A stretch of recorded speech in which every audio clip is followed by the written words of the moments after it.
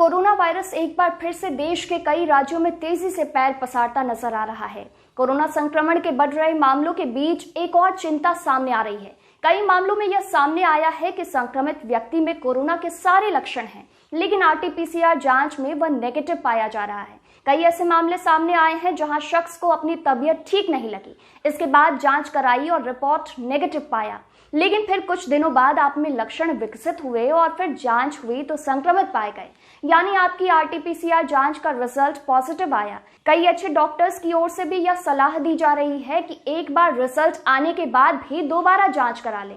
वहीं डॉक्टर्स का यह भी मानना है कि इन्फेक्शन साइकिल में बहुत जल्दी या बहुत देर होने पर भी टेस्टिंग पर असर पड़ता है। टेस्टिंग में समय अहम है। आप इन्फेक्शन साइकिल में बहुत जल्दी या बहुत देर से टेस्टिंग करते हैं तो आपके साथ दिक्कत हो सकती है। डॉक्टर्स का कहना है कि इसके चलते भी फॉल्स नेगेटिव संख्या बढ़ सकती है। डॉक्टरों ने कहा है कि ज्यादातर मामले में वायरस के लिए विकसित होने की अवधि 5 से 14 दिन है। लक्षण आमतौर पर 1 सप्ताह के भीतर दिखाई देने लगते हैं, इसलिए आरटीपीसीआर टेस्ट लेने का सबसे अच्छा समय संक्रमण के 7वें दिन होगा। अगर आप में बीमारी के लक्षण नहीं है तो रोगी के संपर्क में आने से 1 हफ्ते के भीतर जांच करानी होगी। इससे पहले जांच कराने में यह खतरा है कि संक्रमण आरटीपीसीआर जांच की पकड़ में नहीं आएगा। अब पहले ये जानिए कि आरटीपीसीआर टेस्ट है क्या। आरटीपीसीआर टेस्ट यानी reverse transcription polymerase chain reaction test. इस टेस्ट के जरिए व्यक्ति के शरीर में वायरस का पता लगाया जाता है। इसमें वायरस के आरएनए की जांच की जाती है। जांच के दौरान शरीर के कई हिस्सों से सैंपल लेने की जरूरत पड़ती है। ज्यादातर नाक और गले से म्यूकोजा के अंदर वाली परत से स्वैब लिया जाता है। वहीं आरटीपीसीआर रिपोर्ट में सिटी वैल्यू को लेकर भी काफी चर्चा है। कई लोग यह कहते पाए जा रहे हैं कि सिटी वैल्यू अगर ज्यादा है तो इसका मतलब कि संक्रमित व्यक्ति में संक्रमण की मात्रा यानी वायरस का लोड कम है। रिपोर्ट में सिटी वैल्यू कम होने को संक्रमण के ज्यादा होने से जोड़कर देखा जा रहा है। तो पहले आप ये जानिए कि सिटी वैल्यू है क्या।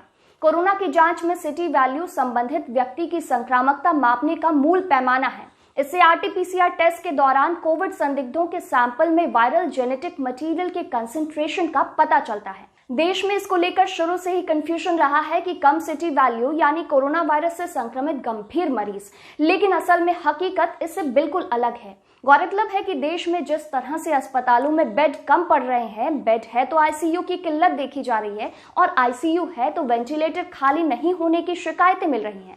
ऐसे में सिटी वैल्यू या सिटी स्कोर को लेकर कंफ्यूजन को पूरी तरह से दूर कर लेना जरूरी है और यह जान लेना आवश्यक है कि मरीज या उनके परिजनों को कब अस्पताल में भर्ती होना जरूरी है।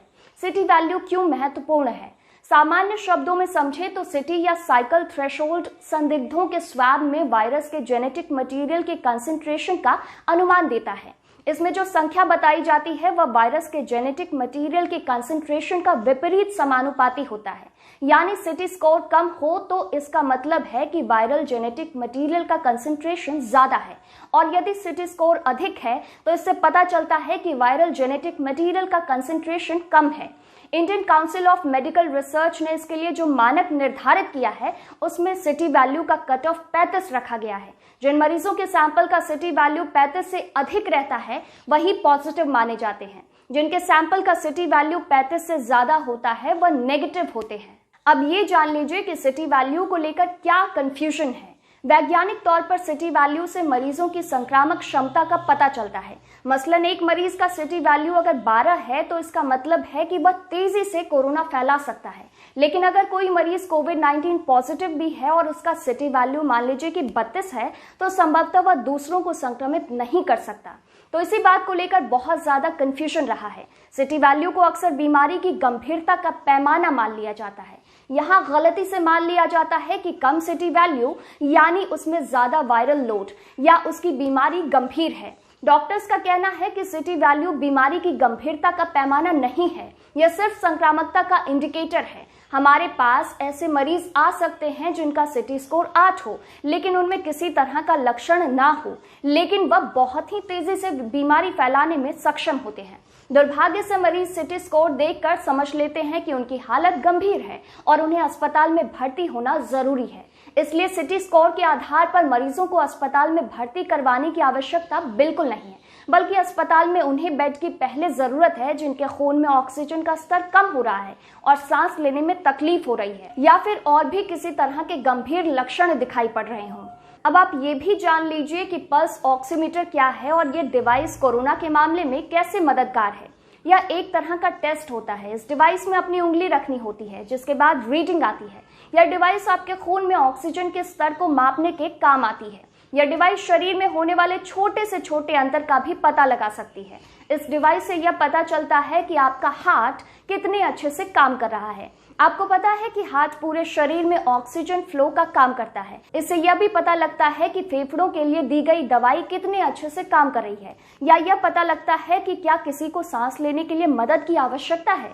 यानी कि सांस से जुड़े अलग अलग जानकारियों के लिए यह डिवाइस काम आती है।